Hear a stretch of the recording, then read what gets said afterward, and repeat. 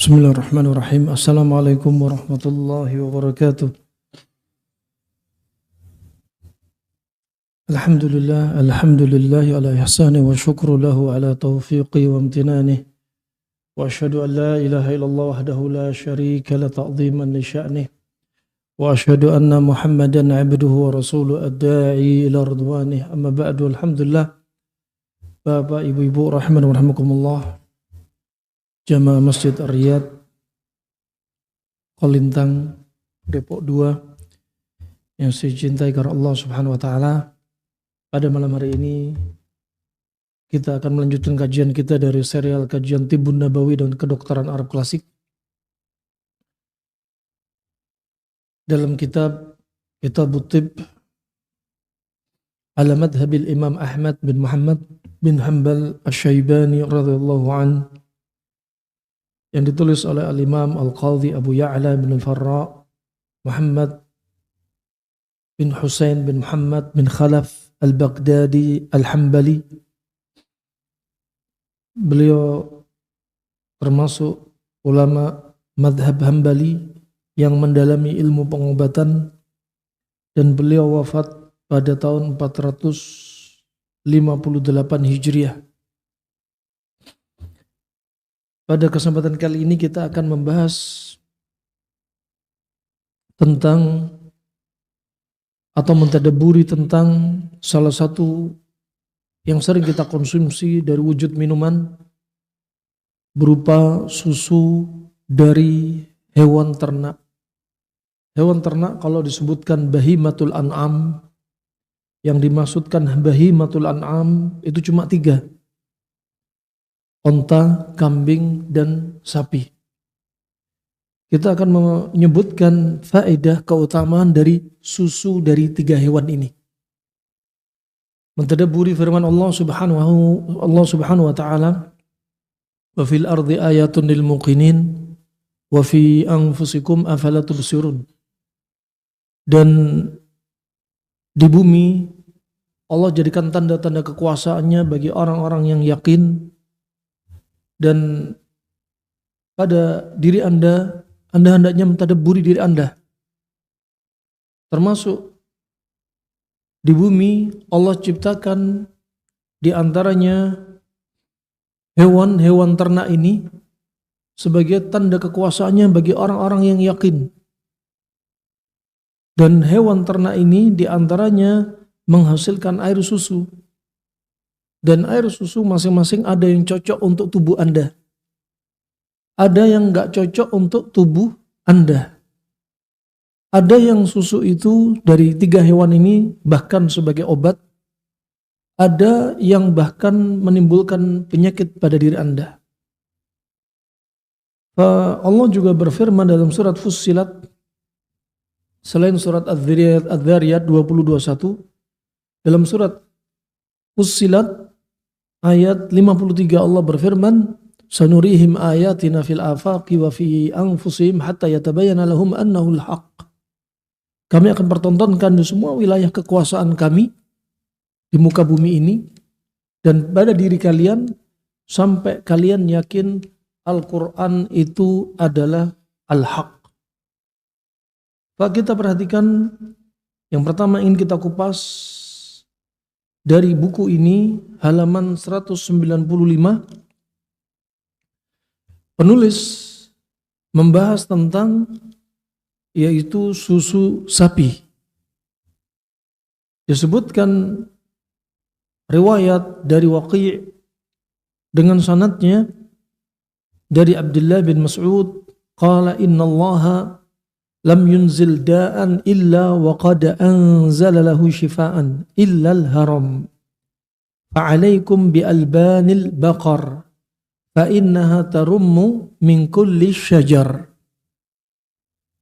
Nabi SAW bersabda, dan hadis ini diriwayatkan oleh Abdul Razzaq dalam Musannafnya dan Tabrani dalam Al-Mu'jam Al-Kabir, juga riwayat Imam Ahmad dalam Musnadnya. Hadis ini sahih marfu dan disahihkan oleh Syekh Al-Albani rahimahullah taala dalam Sahihul Jami' dan dalam As-Silsilah As-Sahihah. Yang artinya hadis ini disebutkan Nabi SAW sesungguhnya penyakit itu tidaklah diturunkan kecuali pada penyakit tersebut juga diturunkan padanya obat. Jadi keyakinan seorang muslim, tidak boleh seorang muslim mengatakan penyakit ini gak ada obatnya. Termasuk HIV, termasuk hepatitis B, termasuk TBC. Maka seorang muslim, ini keyakinan yang harus dibangun dalam benak hati kaum muslimin dan akidah kaum muslimin. Allah gak akan turunkan penyakit kecuali Allah pasti turunkan obatnya. Dan disebutkan Al-Allamah Al-Ba'li rahimahullah ta'ala dalam kitabnya Arba'una Baban Fit-Tib, 40 pintu ilmu pengobatan. Di antaranya hadis ini menunjukkan apa? Allah gak akan turunkan penyakit kecuali Allah turunkan obatnya. Faedahnya apa? Satu, kita meyakini semua penyakit ada obatnya. Kedua, untuk tahu obatnya penyakit, kita harus belajar. Karena Allah turunkan penyakit, pasti Allah turunkan obatnya. Bagaimana tahu itu obatnya penyakit? Belajar. Berikutnya, ini termasuk pintu celah untuk meningkatkan rasa harap bagi para pengobat. Baik pengobatan kedokteran Arab klasik, ataupun kedokteran modern. Kalau ada yang bilang ini HIV gak ada obatnya, maka hadis ini meyakinkan kepada Anda, umat Islam harus yakin pasti ada obatnya. Saya harus teliti. Dan berapa kasus diantaranya banyak orang yang kena HIV bahkan uniknya sembuh dengan kencing onta. Nah, tapi apa? Bagi orang yang imannya tipis, banyak kemunafikan, dan gak yakin dengan sabda Nabi SAW. Nanti akan kita sebutkan Nabi SAW ketika ada 8 orang dari Urainah dan Uqal mendatangi Nabi untuk berbaiat. Mereka sakit perut ketika masuk kota Madinah. Kemudian Nabi meresepkan susu onta dan kencing onta. Kemudian apa? Falamma sahhu, langsung sembuh.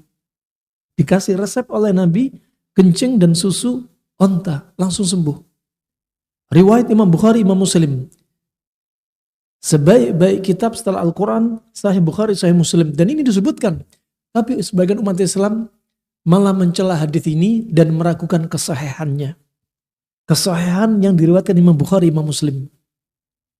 Ya, perjalanan sampai sekitar 14.000 kilo jalan kaki. Mencari hadis dari kota ke kota. Sampai gara-gara kencing onta ini dibilang oleh orang zaman sekarang karena gak yakin hadis ini lemah. Padahal Imam Bukhari dalam sahihnya. Nah, dia sembuh. Ya, dengan izin Allah Subhanahu wa taala. Rahimanakumullah. Wah, ini tergantung apa? Tergantung pemakaiannya. Ternyata mereka ketika mengatakan inna ijtawaina bil Madinah, perut kami sakit ketika di Madinah. Kata Ibnu Qayyim, sakitnya sifatnya dingin. Makanya diresepi kencing dan susu onta. Kenapa pilih kencing dan susu onta? Sifatnya panas. Kedua, kenapa? Karena onta di Arab ada di mana-mana. Kalau di negeri kita, ada orang yang perutnya dingin, gak harus cari kencing onta. Masih ada di sekitar kita, misalkan jahe, misalkan ada, misalkan serihnya, dicampur propolisnya, masih banyak pilihan yang lain. Hanya melihat apa? Dari sisi sifat panas dan dinginnya. Juga demikian, ini untuk meningkatkan harapan bagi orang yang sakit. Orang sakit meyakini pasti penyakit saya ada obatnya. Biarkan para dokter dan ahli pengobat meneliti, mereka juga punya rasa harap semakin naik ketika disebutkan semua penyakit ada obatnya. Kemudian semua penyakit ada obatnya illal haram, kecuali tua renta. Kalau sudah tua nggak ada obatnya. Ya, dalam riwayat yang lainnya termasuk pikun, dan termasuk apa? Mati. Seperti disebutkan hadis riwayat Imam Bukhari.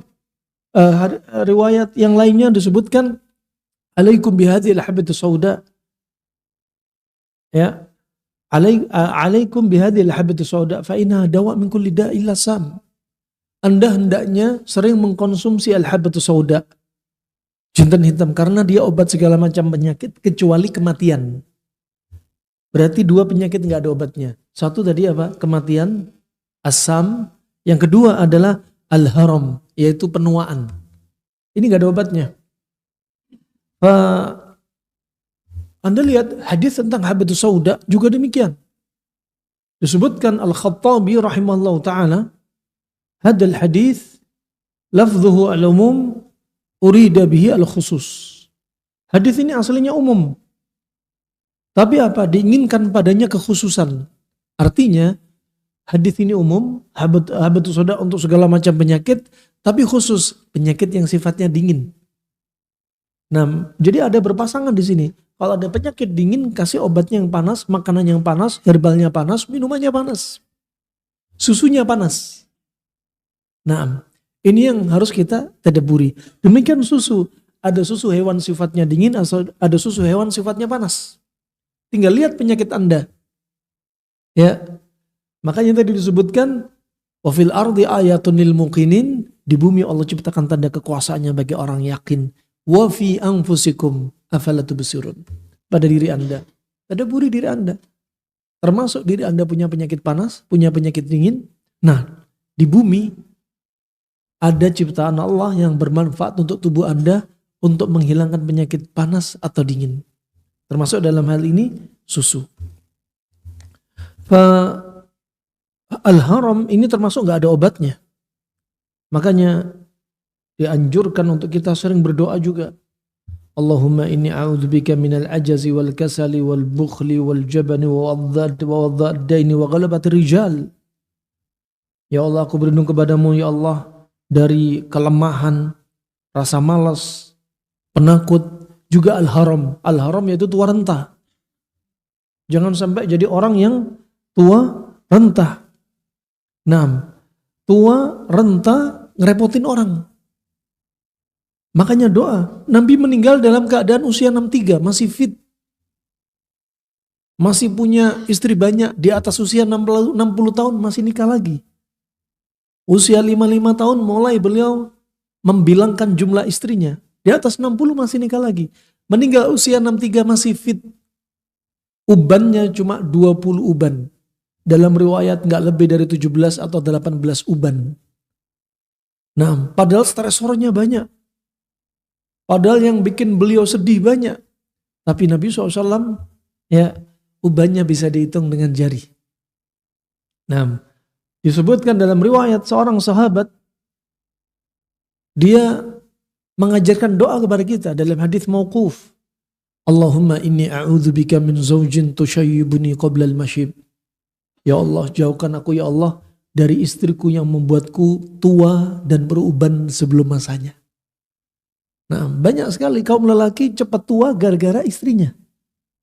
Nah, tuntutan bayar kontrakan, cicilan rumah, mencari nafkah, ya, masih istrinya minta logam mulia, masih beli kendaraan, ada yang nyicil, kredit syar'i. Nah, wah itulah laki-laki. Tapi laki-laki jarang mengeluh.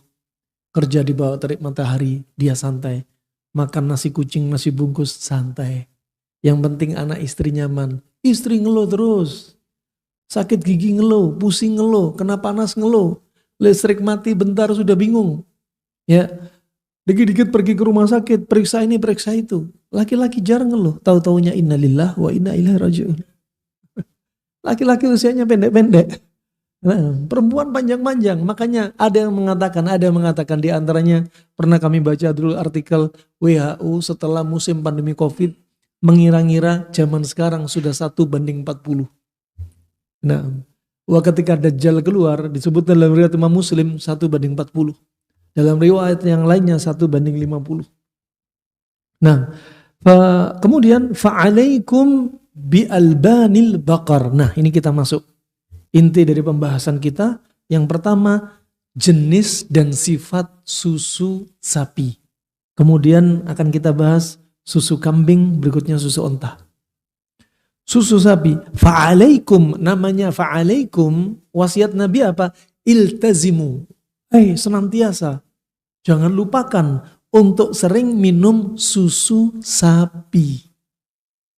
Fa'alaikum bi'albanil baqar.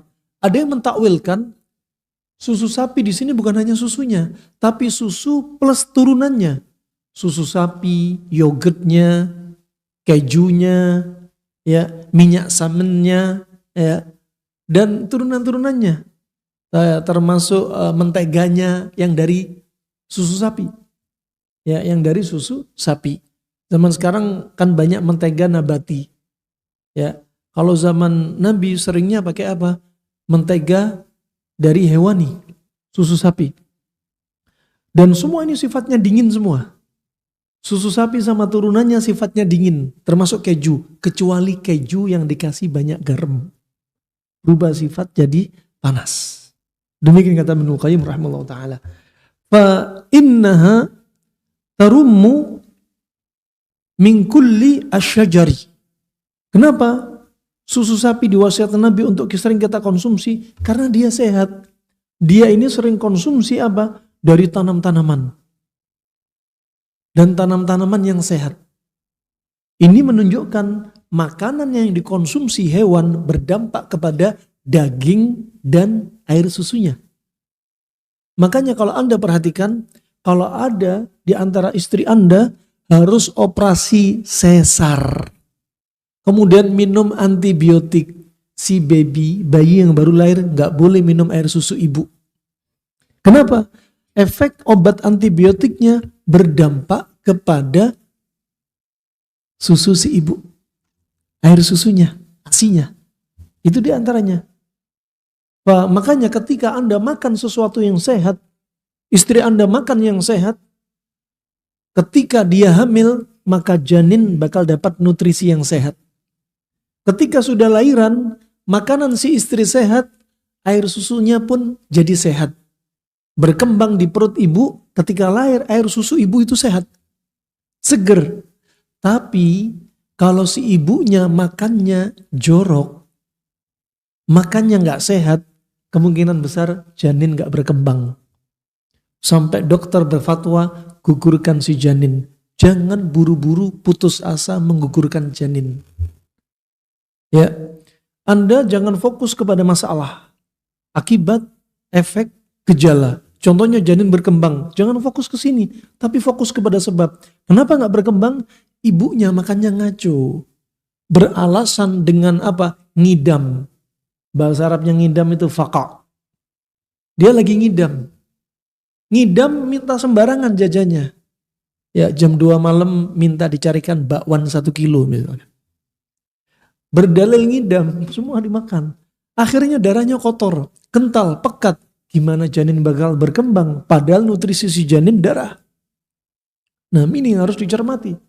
Pengalaman kami ada janin yang bakal divonis digugurkan, hanya diperbaiki pola makan, bersihkan darahnya, encerin darahnya. Dengan izin Allah, baru 1 bulan gak jadi digugurin. Termasuk ketika sudah lahiran, air susu ibu itu bakal ikut sehat ketika makanannya sehat. Ini rahimakumullah jami'an. Maka susu sapi, kenapa sehat? Karena makanannya sehat. Tapi sekarang banyak gembala sapi, penjual sapi, terutama deket Idul Adha, mereka ada yang curang. Sapi dikasih makan plastik, biar perutnya besar. Caranya gimana sapi biar mau makan plastik? Ini bukan ngajari nggak bener. Cuma ngasih tahu biar apa? Anda harus cermati. Juga biar tahu di antaranya ini perbuatan zalim. Jadi caranya mereka apa? Pertama dikasih makan rumput, kemudian apa? Rumput ini disiram air garam, ditaburin garam. Dan garam tadi ngerusak cita rasa lidah sapi.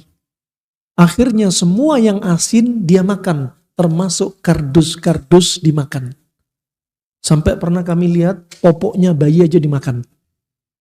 Dan plastik dimakan. Sebelum disembelih ada sapi yang sudah mati. Kambing yang sudah mati. Ya, ternyata dilihat sebab kematian dibelek ususnya isinya plastik. Nah, Pak ini hati-hati, Idul Adha, ya.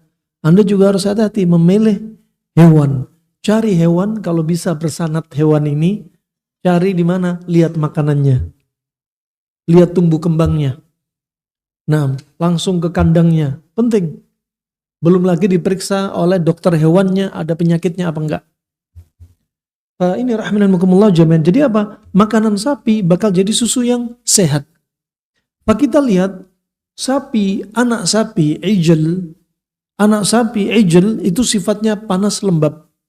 Sedangkan sapi dewasa sifatnya dingin kering.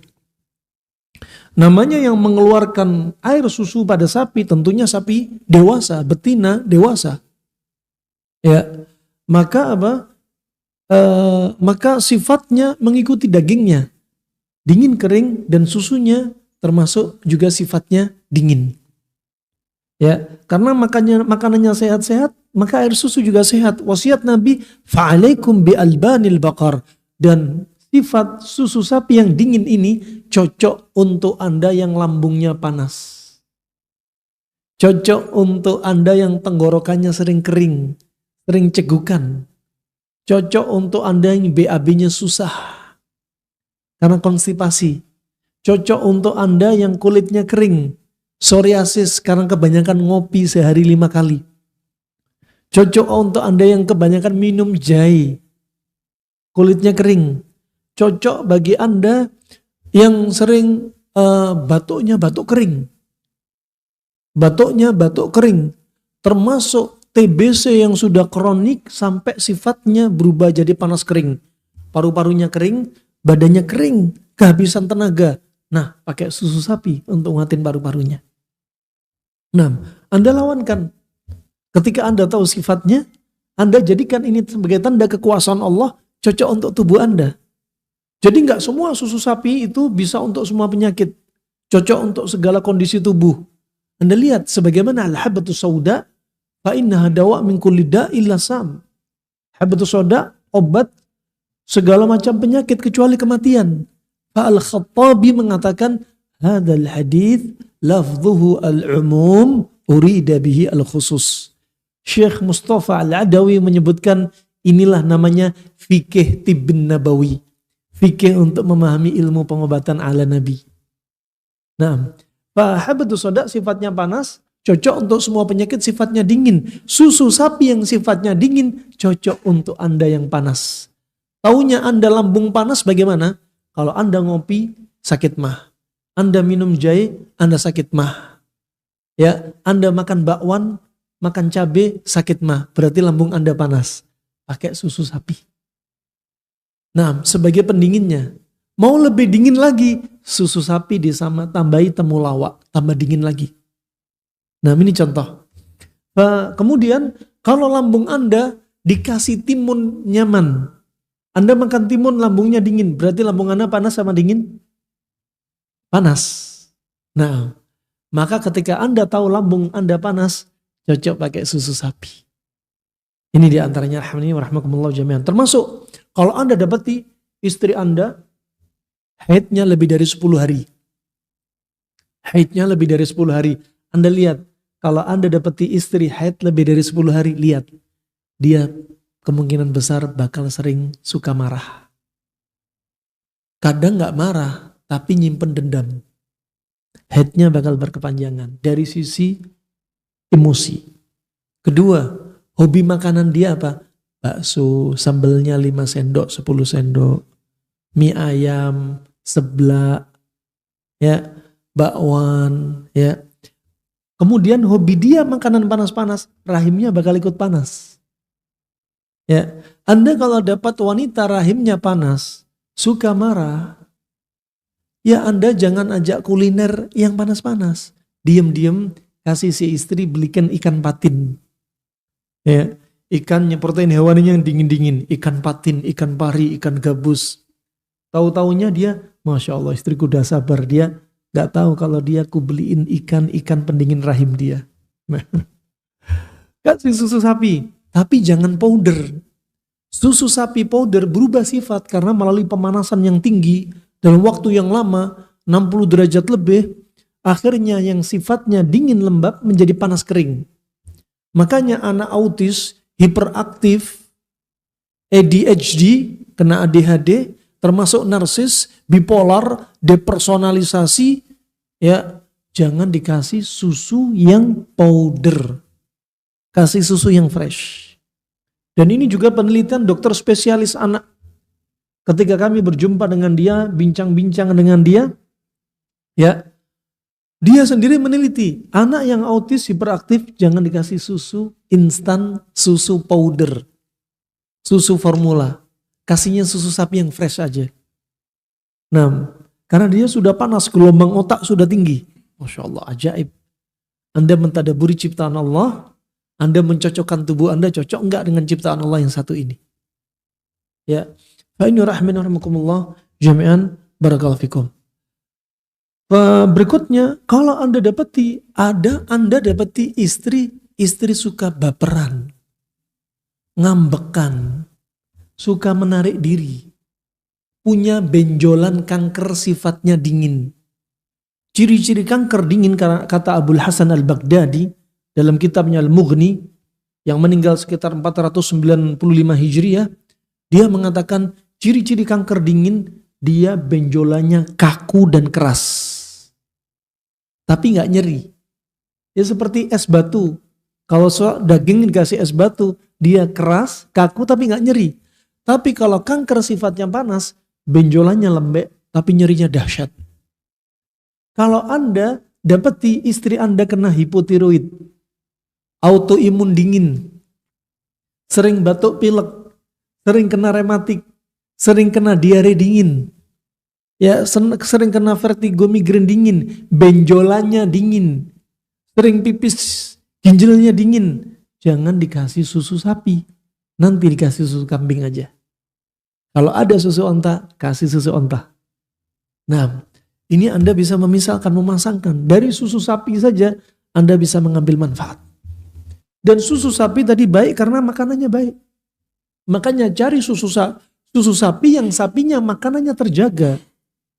Ya, jangan makan sembarang makanan. Kadang sapi di perkotaan makannya ngaco. Semua dimakan. Pernah dulu waktu di Yaman, kami dapati kasus di rumah sakit dari seorang pasien datang ke tempat kami waktu itu, klinik kami. Ya, pasien ini cerita kisah nyata yang dialami dokter. Waktu itu dokter mendapati anak kecil ini mengalami gejala-gejala aneh. Kadang kejang, teriak, marah-marah. Bingung dia, 2 pekan menginap openamen di rumah sakit, si dokter nggak bisa menegakkan diagnosa. Akhirnya dia terbetik. Pertanyaan yang menunjukkan bakal menjurus ketahuan sebabnya. Si dokter ini tanya kepada ibu si anak ini. Ibu, apakah anakmu sebelumnya sering konsumsi susu kambing? Iya dok. Apakah kambingnya sering konsumsi daun kot? Pernah dengar daun kot? Pernah dengar? Sempat dulu di Bogor dibudidayakan. Karena masyarakat sudah terpelajar dan mereka tahu apa itu daun kot, didatangkan dari Yaman bibitnya, dan ini lebih dahsyat daripada daun ganja. Ya, amfetaminnya lebih tinggi. Wah subhanallah, dokter baru ternyata kambingnya makan daun kot, susunya juga mengandung amfetamin, jadi anaknya sakit karena apa? Efek candu. Demam gak jelas. Ternyata dokternya tanya, Bu, apakah si anak ini pernah dihentikan minum susu kambing? Pernah dok, 2 minggu atau 1 bulan kami hentiin dok. Apakah kambingnya makan daun kot? Oh, kambingnya seneng sama daun kot dok. Bisa-bisa kambingnya matanya jadi merah, ngefly. Nah, ini contoh, air susu si kambing ini berdampak kepada apa? Dampak dari makanan. Kalau Hippocrates mengatakan you are what you eat, apa yang Anda makan, tubuh Anda cerminan makanan tersebut. Termasuk bagi ibu hamil, you and your fetus are what you eat. Hei ibu hamil, dirimu dan janinmu tergantung dari makananmu. Karena darahmu tergantung makananmu. Kata Syekhul Islam Ibnu Taimiyah dalam kitabnya Al-Faidah fil Mahabbah, darah itu tergantung dari makanan. Benar. Termasuk bukan hanya manusia, hewan pun juga demikian. Hewan pun juga demikian. Juga demikian, kalau ada di antara pihak-pihak seperti pabrik kosmetik, mereka memanfaatkan susu sapi sebagai pelembab pendingin. Berarti susu sapi dingin cocok untuk kulit yang kering dan panas.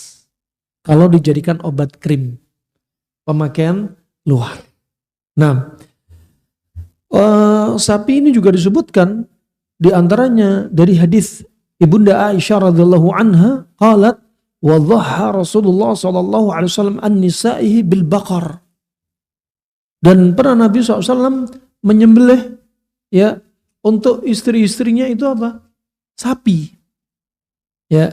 Tapi sapi termasuk binatang yang jarang. Sampai detik ini Anda perhatikan, sapi jarang banget di Arab. Kenapa? Karena sifatnya dingin.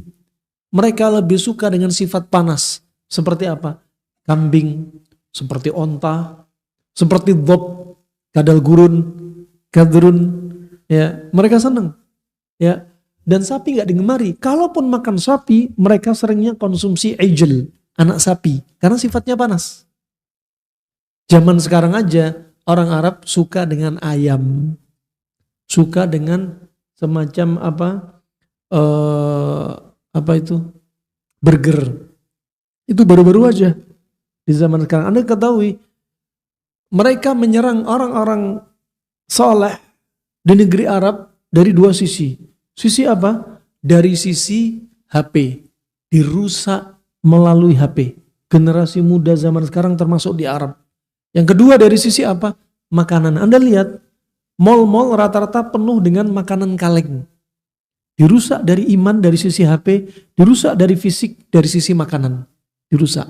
Padahal dulu ketika Nabi Sulaiman siap menyerang Ratu Saba dengan menterinya dan rakyatnya, ya, waktu itu Ratu Saba musyawarah dengan menteri-menterinya dan menterinya berkata, "Wa nahnu ulu quwwah." Kami ini adalah orang-orang yang punya kekuatan. Di antara ahli tafsir menunjukkan asal orang-orang yang kuat itu di negeri Yaman, Yaman Utara, di daerah Ib. Setelah terjadi banjir besar, Allah ganti yang tadi kaya akan tanaman, buah-buahan, hasil panen. Karena apa? Di Sabak dulu, ya mereka sudah punya pengairan yang sudah terbang di udara. Zaman sekarang katakan seperti pipa. Mereka dari batu. Sehingga pertanyaannya sangat canggih. Mereka sudah punya dam-dam untuk pengairan. Ketika mereka menyekutukan Allah, Allah jadikan banjir sampai diganti dengan apa? Daun bidara, buah bidara, tanaman bidara. Syarjaratul khamd juga termasuk sidr, ya, tanaman yang berduri. Sehingga setelah itu mereka eksodus keluar. Ada yang ke Jazair, ada yang ke Maghrib, ada yang ke Madinah. Saat itulah mereka eksodus, asalnya dari Yaman. Ya, wa nahnu ulu quwwah. Mereka punya kekuatan, dan kekuatan itu zaman sekarang dirusak dari sisi dua sisi ini. Iman dari sisi HP, fisik melalui makan kalengan. Ya, makan minuman instan. Udah adzan? Belum.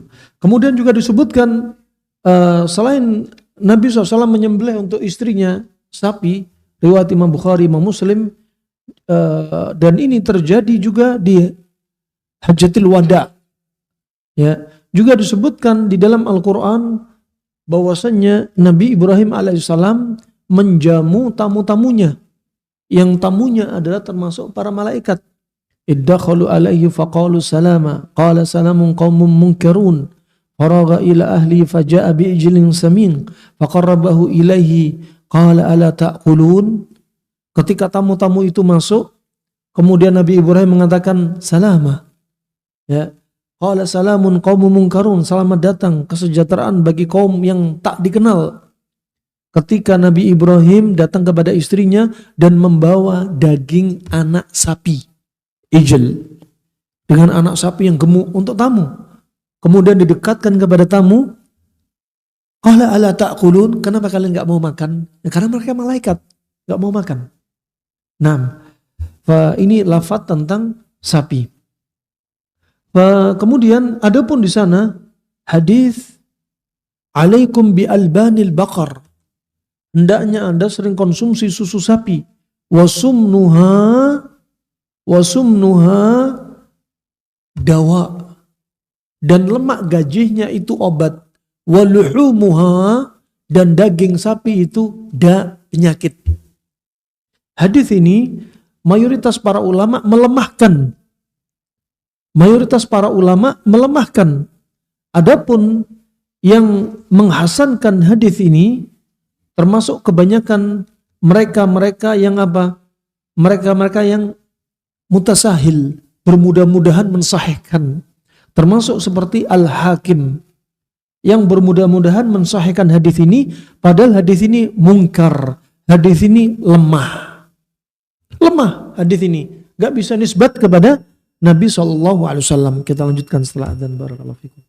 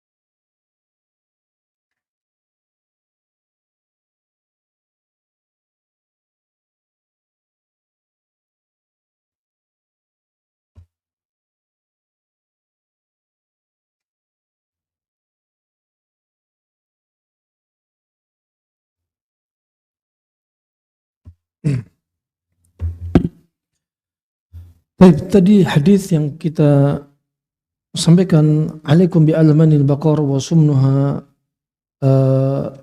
dawa wa luhumuha da. Ya, hadis ini hadis yang lemah, bahkan mungkar, dan ulama yang mensahihkan hadis ini termasuk mereka yang mutasahil, bermudah-mudahan, seperti Al-Hakim. Maka hadis ini tidak bisa nisbat kepada Nabi SAW.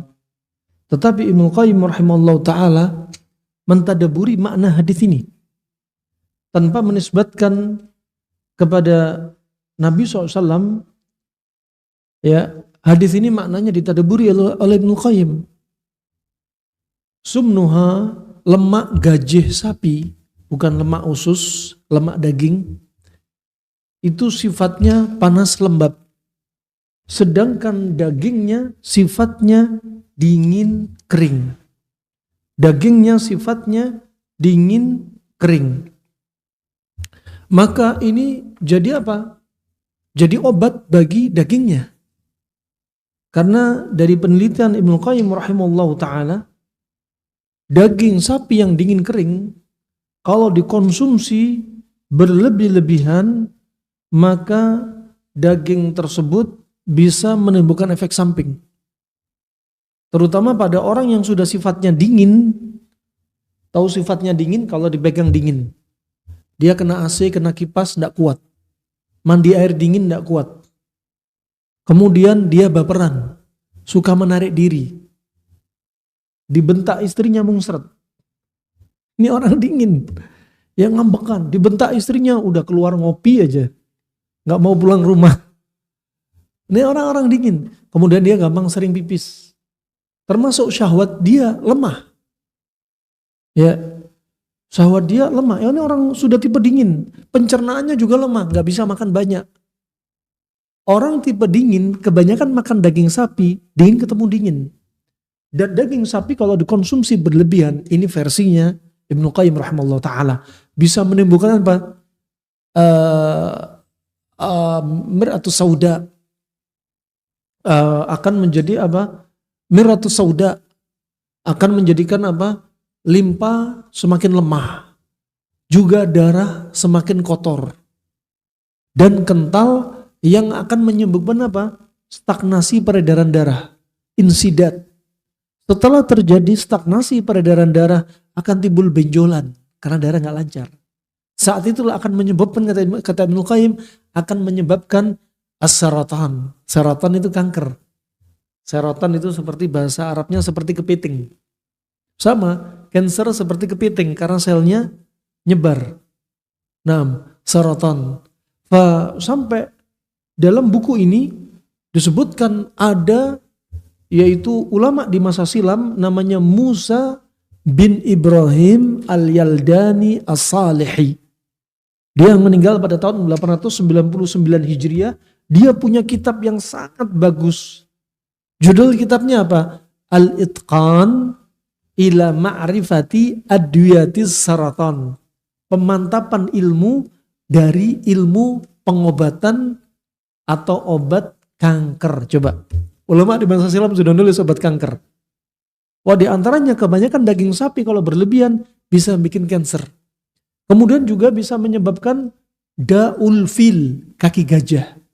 Kenapa? Karena bikin darah kental, pekat, kotor, nyumbat, kaki jadi ikut membengkak. Juga menimbulkan apa? Was-was. Makanya kata Ibnu Qayyim, untuk makan daging sapi, Anda pasang sama lemaknya. Jadi kalau makan sate marangi, daging lemak. Itu ajib banget dah. Panas dingin. Dagingnya dingin kering, lemak gajahnya panas lembab. Ini contoh.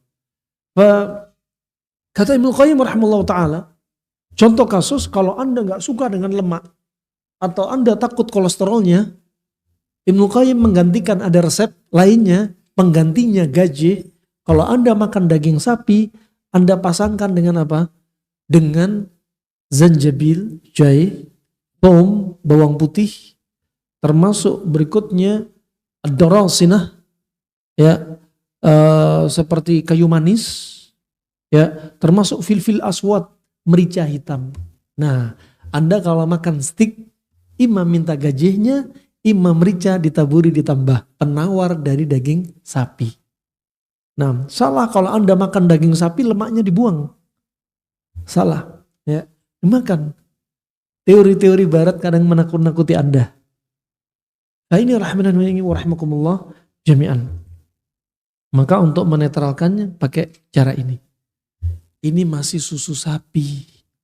Kita mau lanjut susu onta atau cukup? Masih ada susu onta, susu kambing. Taib, kita singkat saja. Sekarang kita bahas tentang susu onta. Ya, tentang susu onta.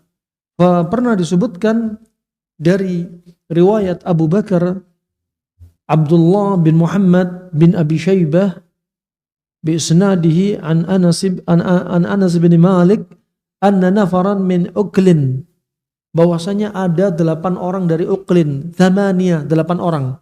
Dalam riwayat Imam Bukhari, Imam Muslim, Uraina wa Uklin. Ada Uraina dan Uklin. Mereka mendatangi Rasulullah SAW yaitu di Madinah. Fabaya'u alal Islam.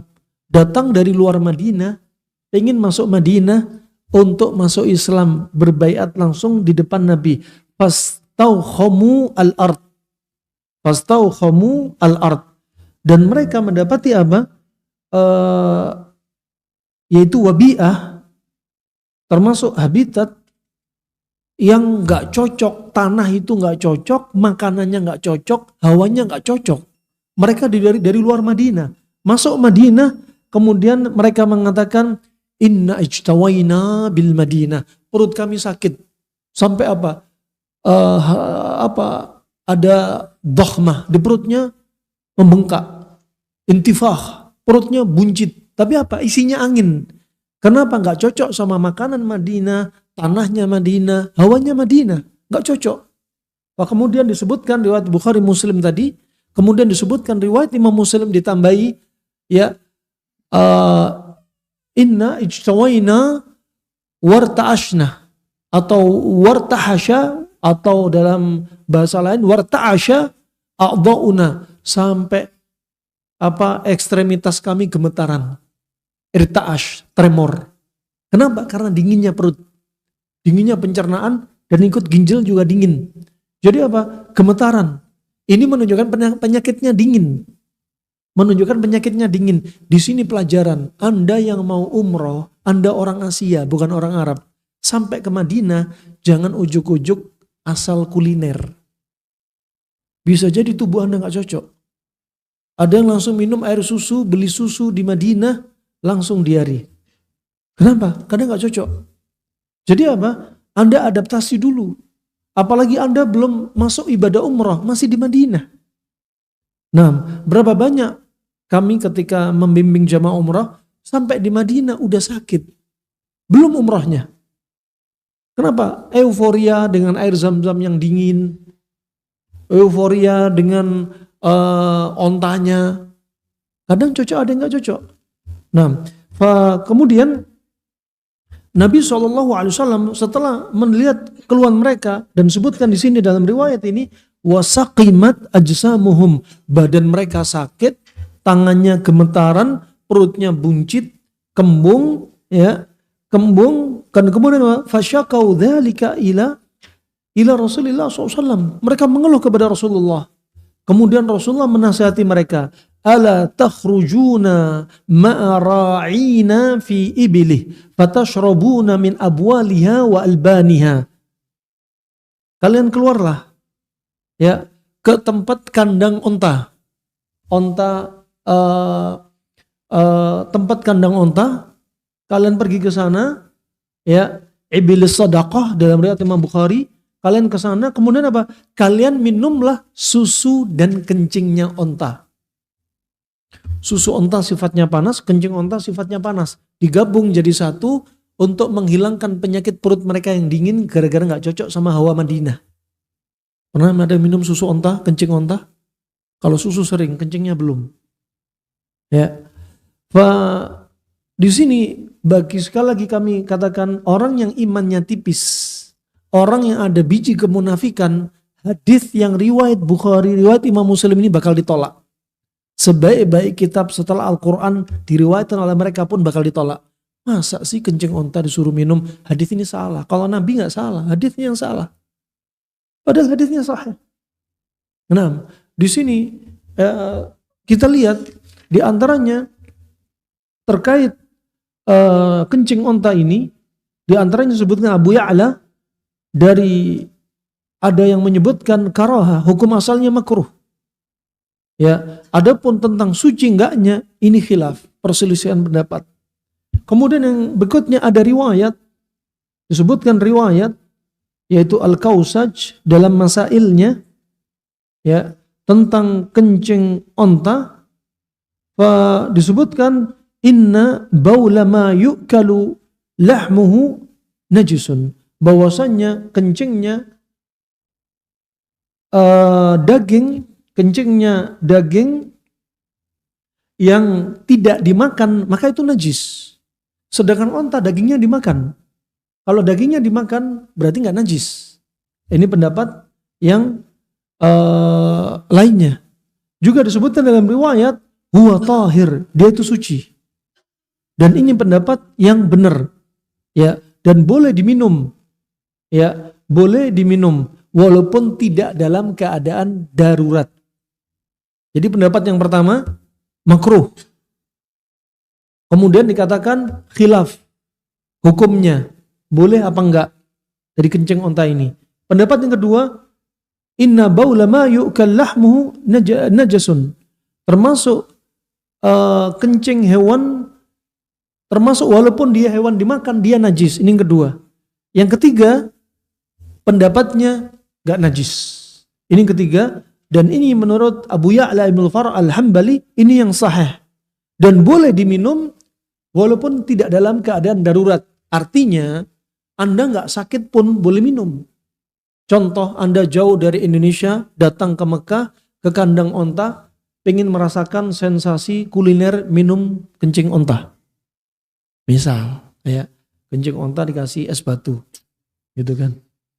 Merasakan kan wasiat tadi disuruh minum susu sama kencingnya. Kalau nggak bisa minum kencingnya doang, ya kencing campur susu. Ini ada yang wanita, kami dapati ada seorang ibu-ibu yang sabar dengan anaknya kena endometriosis, adenomyosis, nyebar seperti benjolan di seluruh rahimnya, sampai dokter angkat tangan, nggak ada obatnya. Si ibunya sabar, sebulan sampai umroh 2 kali karena dia punya travelnya. Umroh 2 kali, setiap umroh bawa botol diisi susu onta, dititipin ke jamaah-jamaah di freezer, di kulkas. Ketika mau pulang ditutup dengan aluminium foil, disimpan dengan baik, ya, bawa pesawat langsung di tempat yang dingin, pulang langsung freezer lagi, diminumkan ke putrinya. Selama sebulan sembuh total. Dokternya sampai bingung. Tadi yang HIV dikasih kencing onta sampai sembuh dengan izin Allah. Maka umat Islam yakini semua penyakit nggak ada obatnya, ada obatnya. Tapi kalau Anda ketika sakit nggak segera berobat, sakitnya tambah parah, masuk dalam istilah ulama usul fiqh, ya, termasuk dalam kategori la yurja bur'uh, yang jauh dari harapan kesembuhan. Kalau sudah parah, karena penyakit dibiarin. Fa ini kencing onta jadi obat. Kenapa? Sifatnya panas untuk penyakit dingin. Untuk penyakit dingin. Fa daging onta sifatnya juga panas. Susunya panas. Makanannya onta diantaranya babunj, kamomil. Juga makanannya onta diantaranya krisantemum, termasuk bunga krisan atau daun krisan. Juga termasuk makanan onta yang sehat-sehat. Jadi susunya juga sehat. Susunya sehat. Satu-satunya ya pembatal wudhu dari makanan adalah apa? Daging onta. Kadang kaum muslimin sebagainya habis kuliner daging onta lupa wudhu, langsung masuk ke Masjid Nabawi. Ya, langsung masuk Masjid Nabawi, lupa kalau dia habis makan daging onta, nggak tahu atau bahkan nggak tahu kalau itu membatalkan wudhu. Berikutnya susu kambing. Daging kambing sifatnya juga panas. Dagingnya panas, maka susunya juga panas. Tapi jangan minum kencing kambing. Ya, ini tadi kencing onta. Ada apa? Riwayat dari Nabi SAW. Ada mengatakan pendapat berikutnya boleh minum kencing onta kalau dibutuhkan, seperti untuk pengobatan. Ya, apa yang dijelaskan Nabi diantaranya dari pendapat yang ketiga tadi, bolehnya mengkonsumsi ini ketika dibutuhkan. Berikutnya dia termasuk daging yang bisa dikonsumsi. Sedangkan orang-orang Nasrani, orang-orang Yahudi, disebutkan dalam kitab Tibbun Nabawi, dalam muqaddimah kitabnya As-Suyuti, disebutkan orang Nasrani dan Yahudi sebagiannya ghulu. Mereka ghulu dengan apa? Ya, mereka ghulu dengan apa? Kencing manusia boleh diminum. Nah, Mereka minum kencing manusia, bahkan kencing pasangan hidupnya sendiri. Katanya apa? Resep awet muda. Nah, ini najis. Jadi najis, stres, kesurupan. Adapun orang-orang Amerika di masa silam puluhan tahun lalu menggunakan kencingnya kuda. Nah, wallahu a'lam bissawab. Berarti apa? Kencing onta, susu onta, susu kambing sifatnya panas, dagingnya juga panas. Sedangkan susu sapi sifatnya dingin. Jadi kalau Anda punya masalah, anak Anda kena asma, pakainya susu apa? Kambing. Pakai susu kambing. Kalau ada di antaranya Anda kena rematik, pakai susu kambing. Ya. Kalau ada di antara anak Anda hiperaktif, susunya susu sapi. Susu sapi fresh. Nah, itu tinggal ngebalik saja mana panas, mana dingin. Ini yang bisa kami sampaikan pada kesempatan kali ini. Sepertinya sudah hampir jam 8:30. Tidak usah pertanyaan atau usah pertanyaan. Cukup dah ya. Cukup insyaAllah jamaah sudah kumpul untuk mendatangi salat isya. Alafu minkum, ini yang bisa kami sampaikan, semoga bermanfaat untuk kita semua. Semoga kita duduk di sini juga mentadaburi agungnya ciptaan Allah, juga mentadaburi qala Allah wa qala Rasulullah SAW sebagai pemberat timan kita di mizan hasanatina. Amin ya rabbal alamin wa billahi taufiq wal hidayah. Subhanakallahumma bihamdika asyhadu an la ilaha illa anta astaghfiruka wa atubu ilaik. Wassalamualaikum warahmatullahi wabarakatuh.